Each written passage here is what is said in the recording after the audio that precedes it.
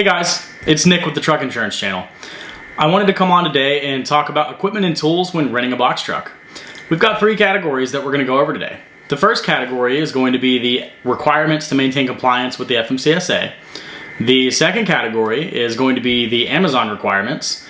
The third category is going to be some recommendations just to make life on the road a little bit easier for you.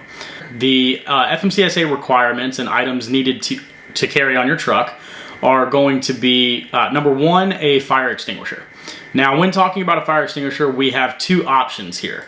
So you can carry a single fire extinguisher that has a UL rating of 10 BC or higher, or you have the option of carrying two separate fire extinguishers.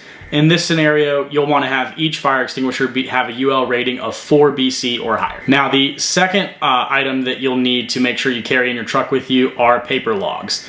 You're actually going to need 8 days of paper logs at all times in your truck, just in case if an ELD were to go down and you have a driver or yourself that needs to be able to log everything on paper. You want to make sure you have those ready to go.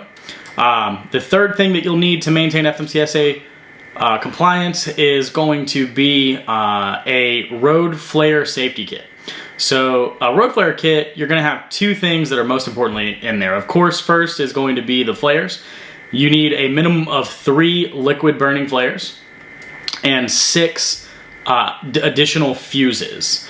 Aside from that, the final thing you will need with for the FMCSA compliance is going to be a minimum of 3 reflective triangles. It doesn't hurt to have any additional or extra over that, but you do need a minimum of 3.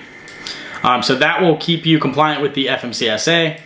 To move into the second category here, we are going to talk about Amazon requirements. So Amazon is pretty simple when it comes to their requirements. They just have a few things on the list here. The first being a pallet jack.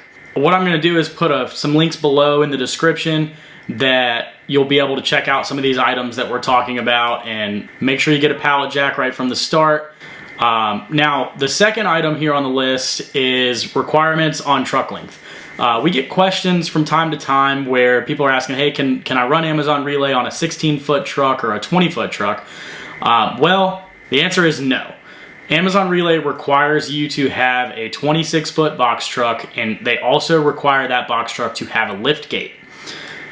Now, one important step here when we're talking about the trucks is you want to make sure the condition of the truck is good. Amazon requires that you can't have any holes, you can't have any damage to the truck, so just make sure everything's in good condition. You know, do your daily inspections prior to driving just to make sure everything looks good.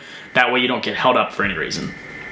The final requirement on Amazon's requirements are a reflective safety vest, closed-toed shoes, and any long hair you want to have pulled back or just out of your face. They just require that. And then the final category we're going to talk about are just some items that I recommend. Like I said, these are more quality of life. They just will help you on the road. The first thing I'm going to say is a flashlight. So flashlights are very important, obviously, to keep not only in your personal vehicles, but you definitely want them in your commercial vehicles as well. The last thing you want is to be checking on something on the side of the road at night in the rain and you don't have a light and you're out there with your phone, then you end up ruining your phone. Get yourself a good quality flashlight. Like I said, we'll have some links in the description below that will direct you to some good products, like I said, that I've recommended and some people have recommended in the past that we've worked with other drivers and truckers. The second thing on the list of things that I recommend are get you some moving blankets. Moving blankets are often required to work with some brokers, and the last thing you want to do is find a great paying load and then realize that you don't have the moving blankets that they require in order to get that load, and then you lose out on that opportunity. So you don't want to do that. Get you some moving blankets, keep them in the truck, you know, just a few of them will do. The next thing I want to talk about, and this is probably the most important thing on the items that I recommend, is get a good seat cushion.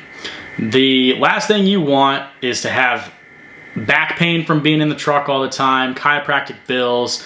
It's just better to help alleviate and offset some of that by getting yourself a good cushion. You guys are going to be spending so much time in the truck.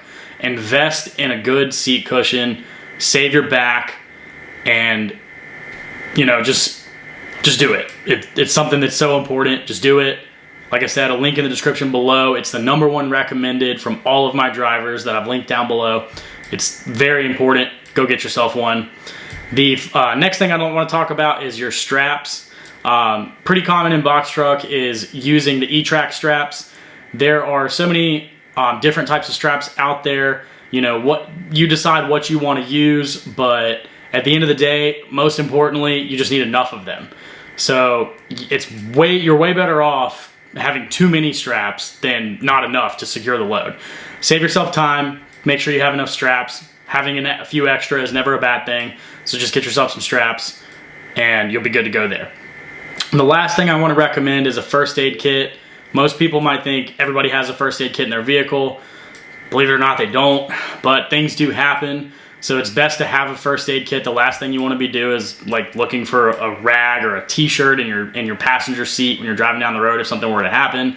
Just get you a first aid kit, throw it under your seat, throw it in the center console, whatever you want to do, get a first aid kit. It's important to have. That's the last thing I have on my list here. If any of you guys have anything else that wasn't mentioned today that you carry in your truck, whether it be something that's you've ran into a requirement with a broker or just something that you have just for your own personal use, drop a comment down below. I'll basically keep this video updated with links to different products, and so you'll always be able to go check those out and be able to order products from the links below. Like I said, you know, like, subscribe, comment any recommendations you have or any questions you may have. Thank you guys so much for watching the channel, and see you in the next one.